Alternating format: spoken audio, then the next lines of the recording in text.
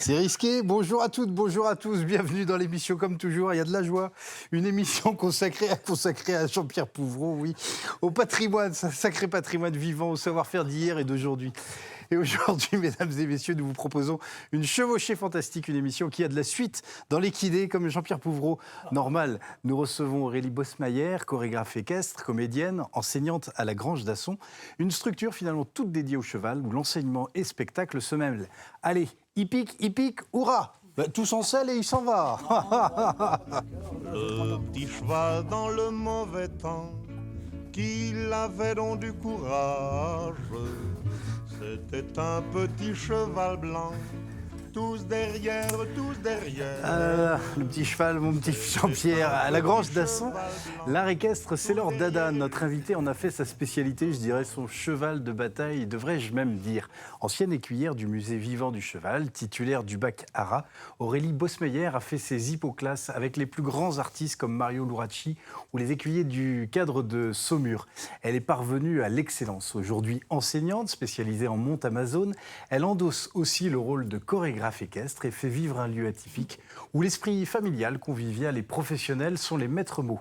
Spectacle, mais aussi enseignement. Chaque année, ils sont nombreux, les spectateurs ou les élèves, à venir découvrir ce paradis du cheval, ce petit écrin de bonheur pour des petits ou grands crins d'or. Car ici, mesdames et messieurs, c'est le grand standing des chevaux.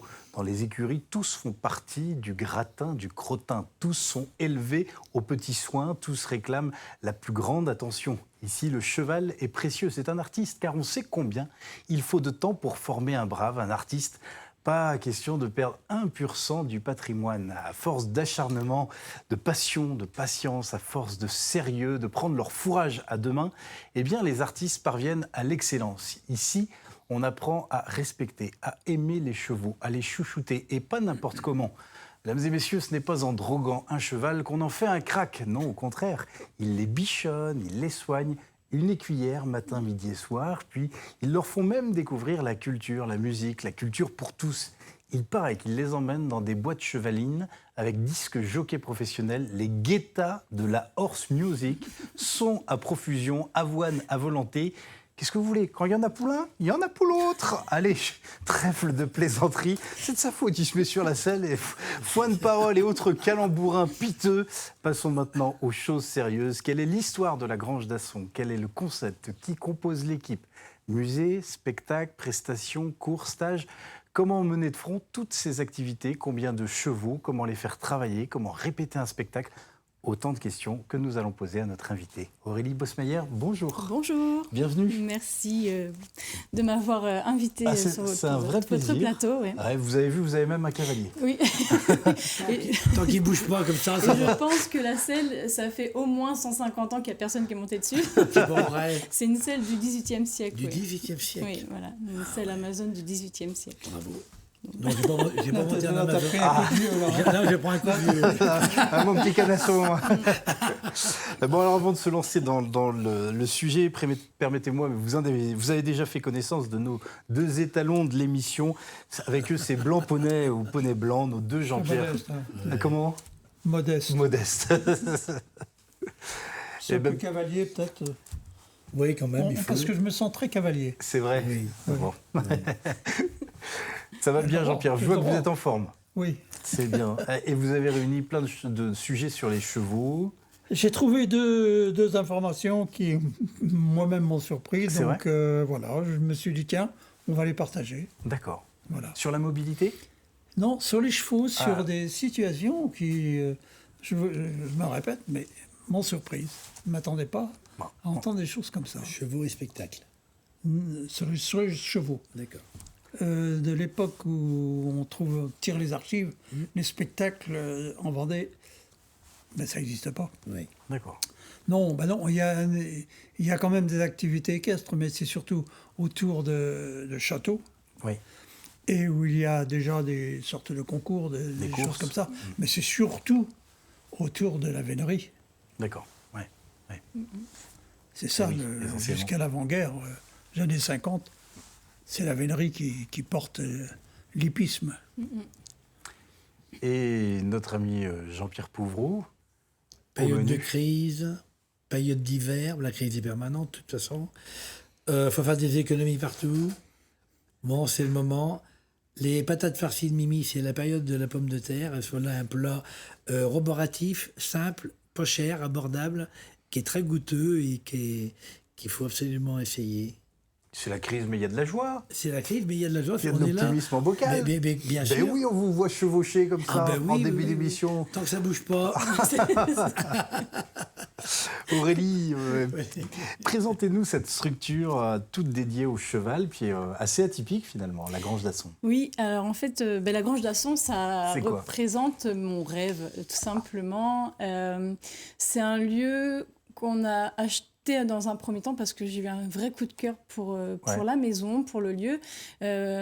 Disons que à cette époque, quand on a acheté, j'avais ces projets en tête, mais pas forcément dans cette maison. Donc on a un espace assez restreint.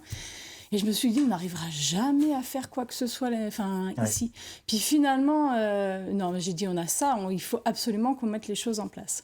Donc j'ai des très belles structures anciennes qui, en fait, notre maison, en fait, c'est la grange du château d'Asson. D'accord. Donc voilà, j'aime énormément ce château, on est collés à côté, voilà. Venant de Chantilly, j'aime ce côté aussi très baroque. Finalement, qui colle au niveau du château. Et j'avais envie depuis très, très longtemps de faire un musée sur la monte en Amazone.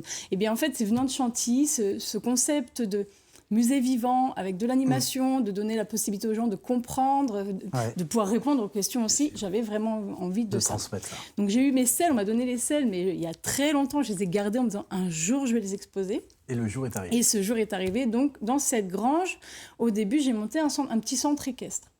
Et finalement, je me suis rendu compte qu'en étant toute seule, parce que je suis toute seule à gérer tout ça. D'accord. Voilà. Oui, voilà. Ouais. Pas de quoi chômer. Au quotidien, je suis toute seule à gérer tout ça. Et en fait, je donnais beaucoup de cours poney, et du coup, moins de temps pour mes chevaux. Donc j'ai dit, en fait, là, il faut vraiment que tu te recentres. Et je me suis recentrée sur ma passion première, c'est-à-dire le spectacle. L'Amazone et le partage de tout ça, en fait. Donc de là, j'ai ouvert ce musée. Et j'ai commencé à faire les premiers spectacles en 2020, juste après la période Covid. Donc autant vous dire que ça n'a pas été... De toute façon, on a ouvert juste après, donc ça a été assez... voilà. Et en fait, j'ai pas lâché le morceau parce que j'aime. Et on m'a dit, tu sais Aurélie, là où tu es, ça n'a pas fonctionné parce qu'il y a le Puy du Fou à côté, où il y a d'autres événements, d'autres lieux... Avec d'autres habitudes. Voilà. Et j'ai dit, mais en fait, je suis tellement passionnée, je ne lâcherai pas le morceau. Bon, voilà. Et après, je me suis dit, mais j'aime écrire. Donc, j'écris beaucoup de spectacles, dont les spectacles de Noël. Et j'ai dit, on essaye. J'ai fait un premier spectacle de Noël où, en fait, on a une toute petite piste, vraiment toute petite. Au début, je n'osais pas. Et je me suis dit, on fait là. Et en fait, ça a bien fonctionné. Les gens sont venus sous Barnum, sous la pluie, le vent, ils étaient là. Et j'ai dit, OK, là, si ça marche pour ça, ça marchait pour le reste. Et de là, on a commencé à faire des spectacles de façon régulière. Par exemple, là, c'est Ecus Femina, c'est un spectacle où on fait des dons pour le ruban rose. D'accord. Voilà, complètement féminin. On est sur l'histoire de la femme et du cheval dans le temps. On a l'impression, au vu des photos, qu'il y a de l'espace quand même. Non, là, elle fait 11 mètres sur 15, la piste. D'accord. Oui. D'accord. Mais donc voilà, on fait les décors, donc je fais les décors moi-même. C'est joli avec l'éclairage. Ça, c'était un spectacle où du coup, on a joué dehors. Le spectacle qu'on a fait en 2021, on a un décor qui fait 20 mètres de long sur 6 mètres de haut, fait par un ami qui s'appelle Yann Horn et qui nous a construit ce château. Et ça racontait l'histoire de filles pendant la Révolution française. OK. Fictive, mais des filles du château, donc voilà. Et cette passion, en fait, de pouvoir écrire, mettre en scène, et ce que j'aime justement dans l'association, c'est pour ça qu'aujourd'hui c'est une association, c'est que j'ai des bénévoles à qui j'enseigne, moi aussi bénévolement du coup, qui viennent faire les spectacles à la maison. Et en fait, c'est un vrai... c'est une belle aventure humaine. C'est exactement ça. C'est vraiment quelque chose d'incroyable, quoi. Et du coup, j'imagine que préparer un spectacle, c'est aussi... avoir une certaine approche du travail avec la cavalerie. Tout à fait. Donc on apprend aussi, la formation elle est permanente pour tous ceux qui vous rejoignent. Tout le temps. C'est-à-dire que quelqu'un qui va monter un peu à cheval. Aujourd'hui, je suis un peu... Alors quand je veux dire sélectif, c'est pas sélectif envers la personne, c'est montre-moi comment tu montes à cheval, parce qu'aujourd'hui, je ne veux plus je veux que ce soit des belles choses à cheval. Donc je vais faire passer une sorte de casting, puis peut-être je vais dire à la personne... cette année, tu peux pas être à cheval. Par contre, Si t'as envie. on va travailler à pied et sur scène, tu peux prendre le cheval, le faire cabrer. Enfin voilà. Et j'ai des gens aussi qui m'ont dit, moi, je me sens pas trop d'être sur le cheval, mais par contre, je veux bien faire des trucs à pied. Donc, je les forme avec mes chevaux et mes poneys ou faire des figures de spectacle, pas espagnol. Hop, dans l'histoire, ça se marie et on fait. Et c'est absolument génial, quoi. Et du coup, les spectacles, vous les diffusez. Alors, on a bien compris qu'il y avait in situ, Oui. mais vous vous déplacez aussi. Vous pouvez, Alors, en ça gros- peut arriver. Alors moi, je me déplace de façon alors seule ou avec une ou deux cavalières. C'est assez compliqué. Par exemple, les spectacles, nous, on a fait des spectacles jusqu'à 30 personnes. Effectivement, avec tout le staff technique. Voilà. lumière. Maintenant, honnêtement, je ne cache pas, c'est des questions de budget. Ouais, ouais. Si un jour le Stade de France me dit, bon, oui, bien évidemment. Non, mais tout est déplaçable Ouais, de toute ouais, façon. Après, c'est vrai qu'aujourd'hui, donc ma petite sœur qui est cachée quelque part sur le plateau, qui n'était absolument pas dans le milieu, je lui dis, viens avec moi sur Mais scène. elle est toujours en coulisses maintenant. Elle est même sur scène. Elle est même sur scène. Elle est en Ouais, coulisses là, d'accord. mais elle est même sur scène. Et en fait, ce qui a été absolument magique, c'est que l'année dernière, j'avais créé un spectacle, ça ne s'est pas passé comme ça devait se passer. Et je me suis retrouvée, j'avais fait toute la publicité pour ce spectacle, ça s'appelle À cheval sur mes rêves. Et je dis à Marie, mais j'ai fait la pub, on fait quoi ? Enfin, on fait. On a écrit, en fait, un spectacle qu'on n'est que toutes les deux. Ok. Et en fait, je raconte ma vie équestre, avec Ouais. enfin, il y a de l'humour et tout ça. Ouais. Du coup, elle est rentrée sur scène avec moi. Et je lui dis, et c'est pour arriver là où je veux vraiment arriver par rapport au monde du spectacle, dans la façon dont moi je vois le monde du spectacle, enfin le spectacle en soi. Je lui dis, écoute, on parle de rêve. Et moi, je lui dis, je veux pas que les gens ils payent. Il n'y a pas de prix pour le rêve. Et alors, en fait, j'ai décidé, donc avec son accord, que ce spectacle-là, on le diffusait à la maison gratuitement. On donne des chaussettes aux gens. Oui, et chacun libre J'ai participation. envie de pleurer parce que ça me touche. Et les gens mettent ce qu'ils veulent dedans. Et j'ai des gens qui sont venus me voir en me disant, ça fait 3 ans qu'on veut venir vous voir, mais nous, on ne peut pas mettre 50 € pour... Et là, ils sont venus parce qu'ils ne peuvent mettre que 5 €. Et ça, pour moi, Ah ouais, voilà. tout Parce ça a que du sens. le spectacle, la culture, pour moi, ça devrait être accessible à tout le monde. Ouais. Et voilà, je vais me battre pour ça jusqu'au bout parce que je voudrais qu'à la Grange d'Asson, après, il faut que je gagne mes sous pour Bien manger, sûr. nourrir mes chevaux, on est bien d'accord. Mais je voudrais qu'à la Grange d'Asson, ce soit, voilà, c'est pour tout le monde. Ça, c'est... Si vous avez un peu de temps, postulez pour être ministre de la Culture. La culture pour tous. Non, mais je trouve ça... Enfin, je ne conçois pas que c'est voilà. super. Donc, c'est vraiment mon objectif 2025, là. Là, on a un manège qui va se monter, donc ça va devenir un petit cabaret équestre ou quelque chose comme ça. Et je veux vraiment pouvoir accueillir les gens. On fait venir les EHPAD à la maison. Moi, je me Il y a du déplace. lien. Voilà. C'est du lien. Et je me déplace dans les EHPAD et vous me donnez ce que vous voulez. Alors, j'aime bien le petit faites un don pour l'asso. Alors, des fois, c'est 50 €. C'est très bien. J'ai aucun problème avec ça. Au contraire. Et les gens, ils sont heureux. Je trouve ça génial. Voilà. Et c'est tout ça, la Grange d'Asson, c'est tout moi et c'est ça, Ah ouais, en fait. Voilà. C'est ça, c'est à votre image. Ouais. Et du coup, c'est aussi un temps de rencontre après le spectacle. Oui, tout à fait. On prolonge un Oui, peu la magie oui. en Oui, c'est ça. pouvant rencontrer. Les gens, en fait, on ouvre. Alors là, comme on est situé aujourd'hui, c'est qu'on a notre piste, notre petite piste, en fait, qui est juste devant les écuries. Donc, avant le spectacle, il y a une partie des écuries du musée qui est fermée, il y a une autre partie qui est accessible, et puis après, on ouvre les coulisses. Donc, les gens peuvent revenir visiter la deuxième salle de musée et venir voir les chevaux. Donc, on discute avec eux. Et... Non, mais c'est magique. C'est Très magique. bien. Je suis fan. Puisqu'il était question de coulisses, d'habitude dans les coulisses, moi j'ai un gros chronomètre qui me dit où j'en suis dans le temps. Là je ne sais pas du tout, je suis parti. Et c'est le rêve, c'est le spectacle, on oublie le temps. Oui. On oublie le temps, mais j'ai 2 chroniqueurs qui me rappellent que de temps en temps ils aimeraient bien la parole. Alors je vais passer la parole et on va aller du côté cuisine, on va passer à table avec Jean-Pierre Pouvreau. Jean-Pierre, on passe à table.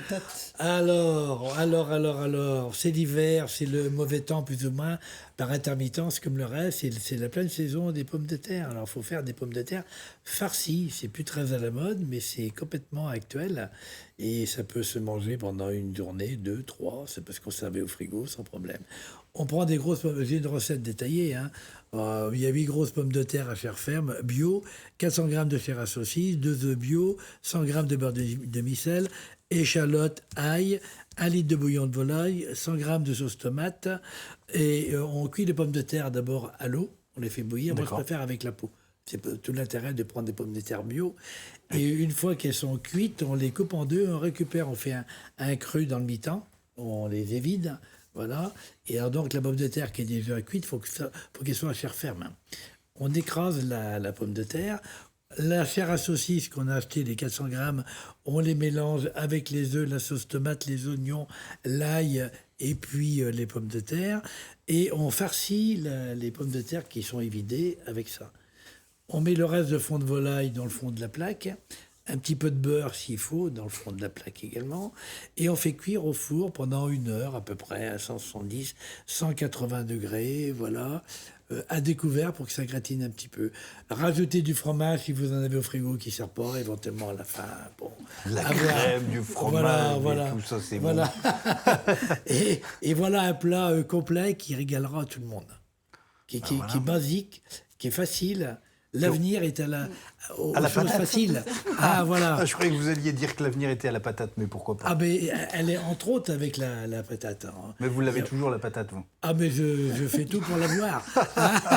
Mais quand on fait une émission comme ça avec ce soleil? Avec ce soleil, Ce dans soleil. le rêve, on n'a Eh ben qu'envie oui, c'est vrai. d'abord aller voir le spectacle. C'est vrai, Voilà. c'est vrai que ça donne envie. D'abord, Ça d'abord donne envie. le Cette émission est spectacle. Ouais. réussie. Merci Jean-Pierre. La monte en Amazone, Oui. c'est je disais en préambule que vous étiez spécialisé. C'est ça, oui. Vous êtes nombreux? Alors en fait, on est. C'est quoi l'histoire un peu de cette La monte en cette position Amazone, c'est une monte de tradition. De femmes? De femmes, mais il faut savoir qu'à l'époque, il y a Catherine de Médicis qui a été, on va dire, à Précurseur. l'origine de la monte en Amazone. Et encore, c'était pas du tout des selles comme ça. C'est pour ça que j'ai ramené cette selle où il y a 2 fourches, parce que c'est pour montrer qu'à l'époque, il y avait même pas de fourche du tout. Après, il y avait une fourche, ensuite 2. Après, on en a mis une 3e. Puis aujourd'hui, on a les selles modernes qu'on voit un peu partout. Et en fait, à l'époque, c'était les hommes qui dressaient les chevaux pour les dames, pour qu'elles puissent suivre leur mari à la chasse à courre. C'était un petit peu le « sois belle et tais-toi ». Hein, voilà, il fallait la grande robe et tout ça. Et puis aujourd'hui, en fait, ça s'est beaucoup perdu en France. En Angleterre, c'est quelque chose qui est toujours d'actualité. Elles vont faire des parcours de cross, de CSO, et aussi du coup la chasse à courre. En France, on a gardé cette monte de tradition grâce à la chasse à courre. Alors qu'on soit pour ou contre, peu importe. C'est grâce aussi à la chasse à courre qu'on a gardé cette tradition de la monte en Amazone. D'accord.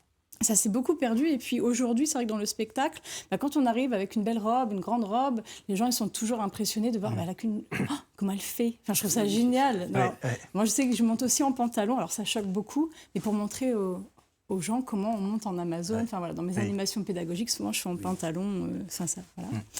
Et aujourd'hui, il y a de plus en plus de jeunes femmes et de femmes qui sont attirées par cette façon de monter, parce que finalement, c'est pas une discipline. Qui se transmet. Mais c'est bien une façon de monter. Mais qui se transmet. Alors, c'est vrai qu'en général, quand il y a une maman qui monte en Amazone, souvent, s'il y a une fille, elle va suivre, souvent. Et après, c'est pareil, c'est une façon de monter très compliquée, parce qu'il faut trouver les selles adaptées au cheval et à la cavalière. Et voilà. Et ça, c'est vraiment ce qu'il y a de plus compliqué. Donc, c'est pour ça que les centres équestres sont assez rares. Assez rares. Moi, je suis au niveau du comité régional équestre Pays de la Loire. Je suis la référente de la monte en Amazone. Donc, on organise des stages pour justement donner la possibilité aux femmes d'essayer. Et puis, si ça leur plaît, de continuer après, par la suite. Il y a des concours? Alors en fait, un concours, on peut aller faire un concours d'obstacles en Amazone ou un concours de dressage. C'est vraiment une façon de monter. De monter, d'accord. Voilà. Alors ce qui est compliqué, par exemple en dressage, on n'a pas le droit de prendre un stick, une cravache. Mais nous, en Amazone, on est obligés. Donc des fois, il y a des juges qui nous disent « mais pas le droit à la cravache ». Oui, mais sans la cravache... Ça m'a toujours intrigué, j'ai toujours peur que vous tombiez, comme vous êtes... Alors... Autant avec ces selles derrière vous comme derrière vous, oui. Aujourd'hui, voilà. oui, c'est celle-là, oui. Et en fait, du coup, la fourche qui a été rajoutée, c'est une fourche qui prend la jambe droite. Et du coup, en fait, on est bloqué sur la jambe droite. Ça ne veut pas dire qu'on ne tombe pas. Non. Ça arrive. Mais voilà, on a des positions, la position de sécurité qui permet de tenir. D'accord. Voilà. Mais moi, je trouve que ça permet aussi d'avoir une position au niveau du buste tout de suite en place par rapport à la montagne califourchon. Très esthétique. Ah oui. Comment on travaille un spectacle? Combien de temps ça prend? Comment on le rêve? Comment on l'écrit? Comment on le répète? Alors moi, souvent, c'est quand j'écris un spectacle, quand je mets en scène un spectacle, c'est que ça fait déjà quelques temps qu'il me trotte dans la tête. Et que je me dis, on verra ça plus tard, on verra ça plus tard. Et puis c'est un moment où je me dis, ah, mais c'est dans 3 mois. Enfin, j'exagère un peu. Et là, d'un seul coup, toutes les idées se mettent en place et la magie c'est parti.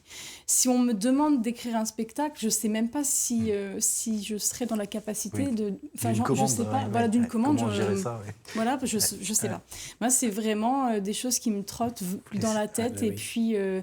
là, j'ai déjà quelque chose qui me trotte dans la tête depuis 6 mois. Je pense que je vais le proposer l'année prochaine. Un truc que je ne fais pas du tout habituellement, mais j'ai envie d'essayer, un peu plus contemporain. Ce n'est pas du tout mon monde à l'origine, mais je me dis pourquoi pas. Pourquoi pas. Et voilà, c'est vraiment quelle histoire. Et souvent, c'est un petit peu, et c'est ça qui est drôle, c'est un petit peu que dans l'énergie de la vie, en fait. Enfin, j'ai un western qui est écrit, qui est posé, qu'on n'a pas encore joué. Enfin, voilà, parce que ce n'est pas le moment de le sortir. À l'écoute de là où vous en êtes, ce que vous avez envie. C'est ça. J'ai vu un film qui m'inspire, du coup, hop, c'est parti. C'est même pas écrit là, souvent c'est dans un coin de ma tête, donc j'ai beaucoup de cases de remplir. C'est bien, c'est bien. Et souvent, honnêtement, ça fait en une journée, si je prends mon papier et que je ressors mon truc, il est écrit. Et les retours sont bons parce que je pose la question parce qu'on est dans une région où les spectacles, les caisses sont souvent médiévaux. Tout à fait. On les associe beaucoup au spectacle Puy-Follet aussi. Ça veut dire que là, le public est curieux de voir d'autres types de spectacles, d'autres univers. Alors, une des réflexions qu'on m'a faites, alors ça m'a fait super plaisir finalement, on m'a dit, mais on n'osait pas venir parce qu'un spectacle à la Grange d'Asson, bon, je l'entends. Et finalement, les gens ont été conquis. Et les gens qui aujourd'hui reviennent. Et ça, c'est magique. Et là, à Noël, on a fait 500 personnes. Alors, ça paraît petit. Oui, mais sur 4 dates, 5 dates, on a fait, je crois, un truc comme ça. Oui, c'est ça. Mais j'étais trop contente. On a doublé par rapport à l'année dernière. Voilà. Donc, parce que ça plaît, parce que ça parle, parce qu'on est... Enfin, moi qui étais, entre guillemets, éduquée dans le monde du spectacle de Chantilly, alors c'est clair que je n'ai pas du tout le même budget. J'ai les mêmes idées, enfin j'ai les idées à leur hauteur de budget. Maintenant, il faut faire... voilà. Par exemple, une perruque comme ça, c'est hors de prix pour moi. Moi, je connais une petite coiffeuse sympa. J'aimerais bien. Et voilà, et je trouve, et ça, c'est de l'humain, et on arrive avec des choses comme ça. Le rêve se réalise. Ouais. C'est ça. Et puis les gens, ils se disent, mais nous, les 3/4 de costumes sont faits par nous-mêmes, les décors, enfin, voilà quoi. Il suffit d'y croire. Ah bah oui, et puis ça, jusqu'au bout. Hein. C'est beau, ça donne la niaque. Jean-Pierre Bertrand, je me tourne vers vous. On va passer à votre chronique, faire peut-être un voyage dans le temps autour du cheval, et ce sujet dont on ne sait pas grand-chose, si ce n'est que ça vous a surpris, c'est maintenant de bouche à oreille. Je pense que les Vendéens contemporains n'imaginent pas le nombre de chevaux qu'il y avait en Vendée au début du XXe siècle. Parce qu'en fait, c'était le seul moyen de déplacement et de traction de travail. Donc c'est énorme. Et on va entendre une personne qui parle d'une foire aux chevaux. Et c'est monsieur Yves Rive de Luçon, qui se souvient de ça en 1929, d'une foire à Curzon. La foire aux chevaux. Au Poulain, à Saint-Michel. Là. À Saint-Michel. Ah oui. Par contre, il y avait des foires qui étaient plus importantes que les autres pour le bétail et puis les chevaux. Oui, la foire de novembre, d'octobre. Là. Parce que les chevaux se vendaient qu'une fois par an, je crois. Hein. Oui, les poulains. Oui. Ouais. Alors, je sais que Bonneto, il y a des foires où il avait 100 poulains à vendre. Les fermes se payaient en bétail. Je me rappelle du prix de la sablière. 70 000 francs. Ouais. 100 hectares pour 70 000 francs. Hein. Le nombre de têtes de bétail qu'il avait fallu pour payer la ferme, c'était énorme. C'était énorme. Et quand il quittait, il faisait presque tout son temps dans la ferme. Et quand il partait, il vendait le bétail. Il vendait tout le bétail. Et c'est là où il tirait l'argent de peut-être 25 ou 30 années de travail. Oui, c'est pas rien. 100 chevaux pour un homme. Pour un seul homme. Il y a une photo, je ne l'ai pas mise, de Chaland, où la place de l'église est couverte de chevaux. Il y en a 500-600 à peu près. Ça, c'est en 1900. Et il y avait des foires comme ça un peu partout.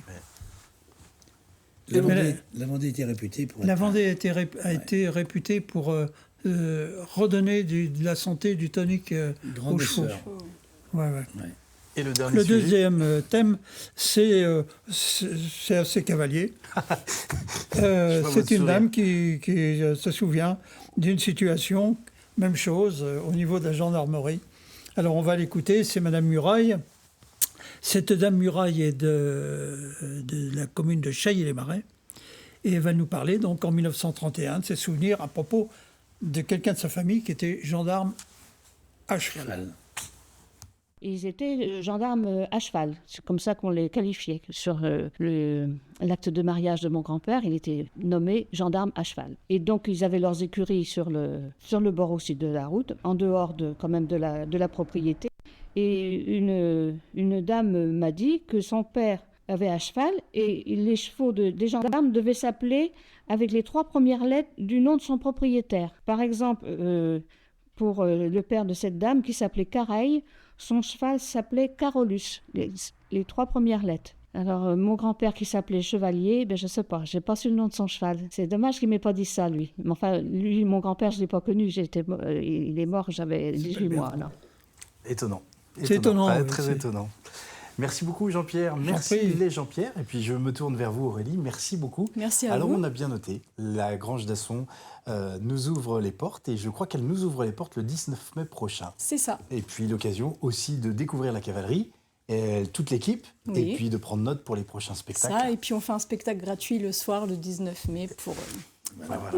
Donc, poussez les portes. Pour Vous y êtes pousser les les bienvenus. Voilà. Merci beaucoup en tout cas. C'est ça. En tout cas, pour le coup. Merci à vous. Et à toutes. Voilà. Toutes.